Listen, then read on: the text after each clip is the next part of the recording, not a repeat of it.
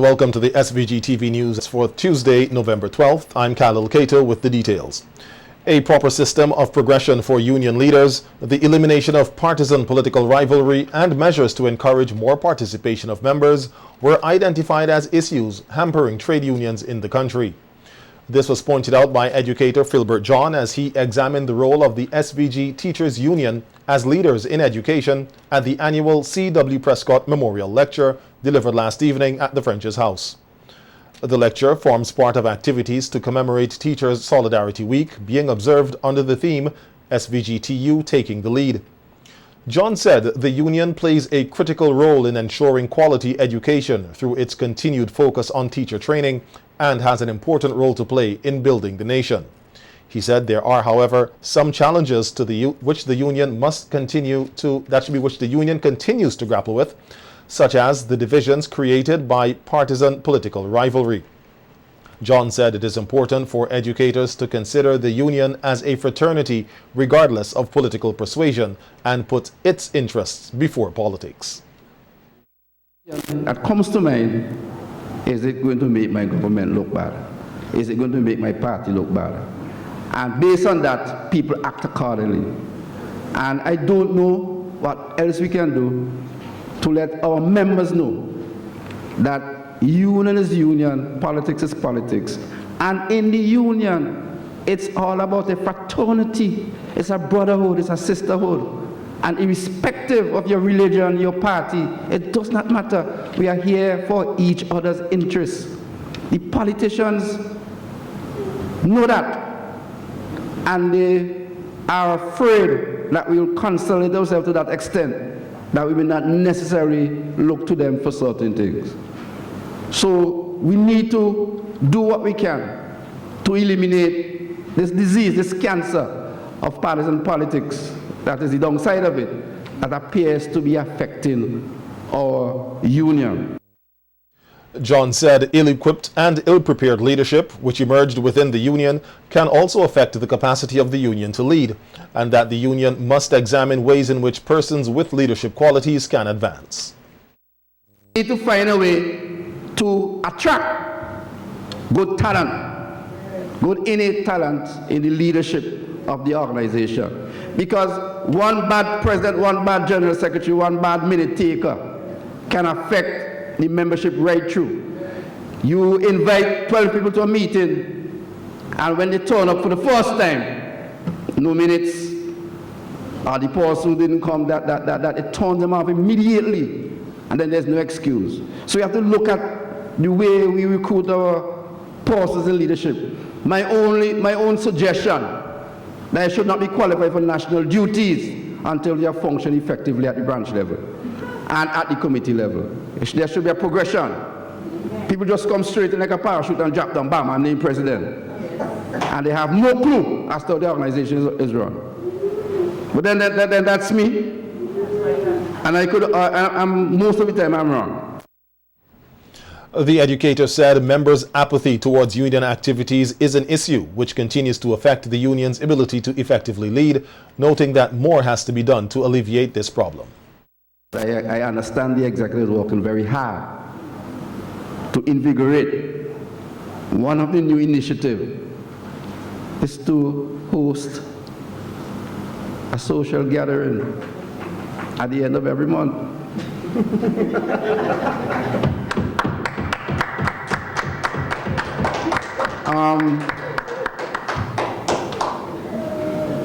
I happened to be there by accident at the first one where the idea came up. I don't socialize except on social media. And I thoroughly enjoyed myself. I even composed a song on the spot to the tune of Dirty Man. And I just sat there and imagined what it could be like, the collegiality, the camaraderie, if such an event takes place more often. Not necessarily at the same venue, but at designated venues around the country where teachers get together and just simply let loose. Activities for Teachers Solidarity Week continued today with the President's Appreciation Cocktail and Award Ceremony. The activities will culminate on Friday with the annual Solidarity March and Rally commencing at 2 p.m. The Medicinal Cannabis Authority has established a training academy here with the main focus on educating traditional marijuana cultivators and other farmers on the basic farming practices that will be required for the industry and for employment opportunities on medicinal cannabis farms in Canada and elsewhere. At the opening of a 4-day workshop, which wrapped up yesterday, Minister of Agriculture Soboto Caesar said the need to educate or train farmers came from a high demand for local and regional farmers to work on cannabis farms in Canada instead of the normal fruit farms. A unique request branch 4 months ago, where a lot of the persons who planted potatoes in Canada, where we send persons who will reap the potatoes, they converted the potato fields and the strawberry fields into ganja fields. And they're asking for us to send workers now to Canada to work with them in the cannabis greenhouses. And they requested about 70-something persons. But what they want when the workers them come up, they must know some of the basics of cannabis. There are some men who came. It's the first time the man ever see a weed plant is when they reach Canada. I'm not saying that they should have seen one down here, but the first time they went up there and they had to train them from scratch. Minister Caesar said the OECS Secretariat has confirmed that they will be financing the syllabus, training materials, teachers, and other resources for the academy. He noted that learning resource centers island-wide will be used for the training, which will be done in the form of evening classes. Traditional cultivators could go to these places for evening classes into the modern science of the medicinal cannabis industry. So I want spirit persons who are here from the different organizations to take a note of that. And in these meetings, you're going to have some of the youngsters who are selected to go to Canada to work in cannabis. They also will be there receiving the training. So there are some people who come who don't know anything about weed at all, and some are traditional cultivators. There are some traditional cultivators who are going to come to the training, and instead of going to plant the medicinal cannabis in St. Vincent, they prefer to go to Canada and do it. Minister Caesar said the MCA Training Academy would not only benefit Vincentians, but also persons from the OECS who are interested in learning about marijuana cultivation or training in medicinal cannabis. So when you go to the classes, they will have St. Lucians, Dominicans, Grenadans, Antiguans, different people from different places in the OECS, because they can't do the training in St. Lucia because they don't have the law for it yet. You see why it's good to be a leader? You see why you have to lead this thing here carefully and why you have to think this thing as you go through?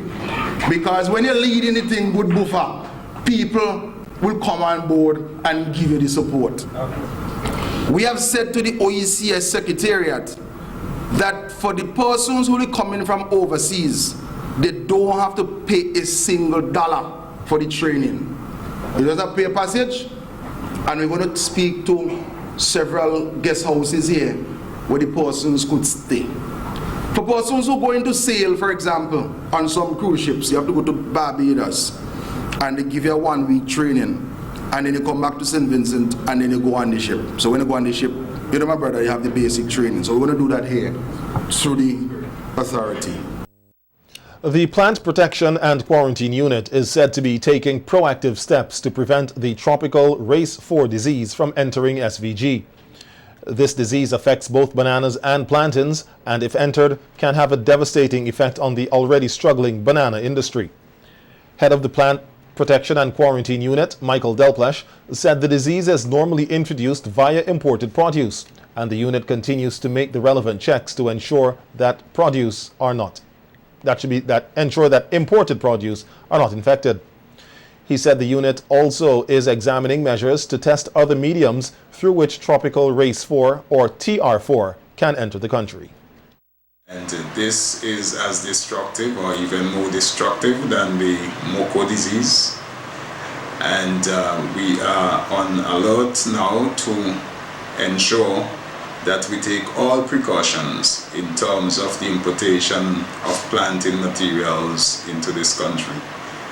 But apart from the planting material, we also have concern, for instance, with used vehicles, used tires, which may have soil on them. And this particular disease could be transmitted through that medium. And so we are looking at ways in which we can really reduce the risk of getting that particular disease here, TR4, that would definitely destroy our banana industry. Delpler said it is also important for farmers to be vigilant in identifying and reporting any suspected case of the TR4 so that measures can be put in place to safeguard the country's banana industry against this potential threat. He is also appealing to persons who wish to import agricultural produce to apply for a permit beforehand. There is an import permit that is usually issued to persons who want to import agricultural produce and other commodities. And on that form, you would fill in the necessary information in terms of the origin of the commodity, the quantity, the volume, and if there are concerns, then we may have to do in some cases a pest risk analysis, which may take between 2 weeks to perhaps 2 months, depending on how easy it is to gather the information, so that we can, with some level of assurance, assess the risk of that particular commodity, and we would approve or disapprove as the case may be. And so importers are asked to follow these guidelines, and there would be additional requirements on those forms that we may have to ask for particular commodities. Photographs taken of the eruption of La Soufrière 40 years ago are on display at an exhibition mounted at the Old Public Library in Kingstown under the theme La Soufrière Beyond the Ashes. The photographic exhibition is a collaborative effort between the National Emergency Management Organization, NEMO, the UWI Seismic Research Center, and the Renewal at 40 Independence Committee. Head of the UWI Seismic Research Center, Dr. Joan Latchman, spoke on the volcanic eruptions of May 1902 and April 1979. She emphasized the importance of ensuring preparedness of communities in the danger zones should there be another eruption. Stakeholders continue to be engaged in assisting with the development and identification of resources required for the implementation of community plans that can fit seamlessly into the National Emergency Plan. Vulnerability and capacity assessment for Fithues, Chateau-Belair, and Fancy are at the stage of developing the community hazard maps based on data collected on the ground through volunteers and at community workshops. Data gathering in Ovia, Park Hill, and Sandy Bay is now complete, and community workshops will be conducted in the coming weeks as we work our way down to South Rivers. The project team looks forward to the continued support of the champion volunteers in the community data collection. Many of the photographs on display were taken by then geologist Dr. Keith Rowley, who is now serving as Prime Minister of Trinidad and Tobago, and who was expected to be at today's opening ceremony of the exhibition, but was unable to attend. Coordinator of the Renewal at 40 Independence Committee, Elvis Charles, said for many Vincentians, it was historic for many reasons. After months, and maybe a year, or just over a year, many returned to their homes, and they rebuilt. They started life afresh. Many have blossomed and have moved from a point of zero, as I normally like to say, to a point of prosperity, a point of hero. That shows that the people of St. Vincent and the Grenadines are strong.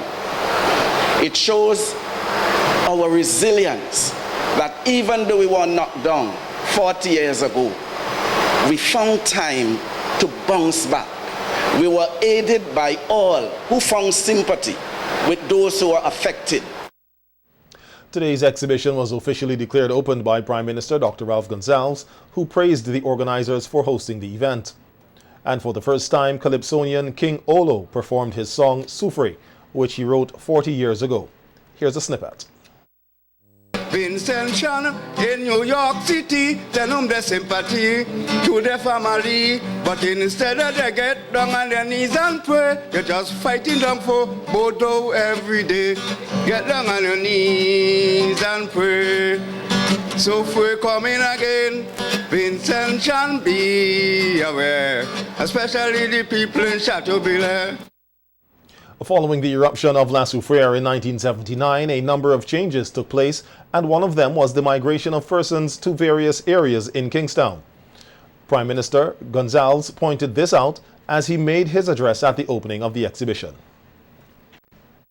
Much on is the way in which it altered internal migration. If you go up to Sharps on the western side of Kingstown, a lot of people there come from Chateaubelair, well, from Fitzhugh up to Spring Village, really. A lot of families are up there at Sharps. Persons don't know it. If you're a politician who connect to people, you will know it. And then Glen has a lot of people from the northeast, from Connery going all the way back up to north to Fancy. If you go down to Roseau and Walvaroo in East Kingston, PM Gonsalves noted that for those who remained, they are still in the danger zones of the La Soufrière volcano, but are now in a better place, that should be in a better position to evacuate. you have to have the facilities for them to make their lives comfortable. And there are many modern developments which are facilitating our easy evacuation. Telecommunication system, for instance. Radios. But when we get the information from the seismic unit of any activity, we treat it seriously and we inform ourselves. And we make sure that we have a better informed citizenry. But we have to take it seriously. The Prime Minister said the National Emergency Management Organization, NEMO, must be prepared to deal with the attitudes of some people who may resist evacuation, which he witnessed firsthand in 1979 with his own father, who refused to leave behind his cattle. His trucks was packed with possessions to move. So I asked why he's not moving. He said, well, I can't move. And this is one of the things I want to point out about attitudes and how stubborn they can be. He said, I told your mother to go. She says she's not leaving me. I said, but why you're not going? He said, if I go, who will change my cattle them up at Windsor Ridge?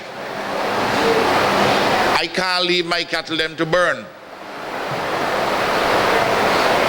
And one of his faithful workers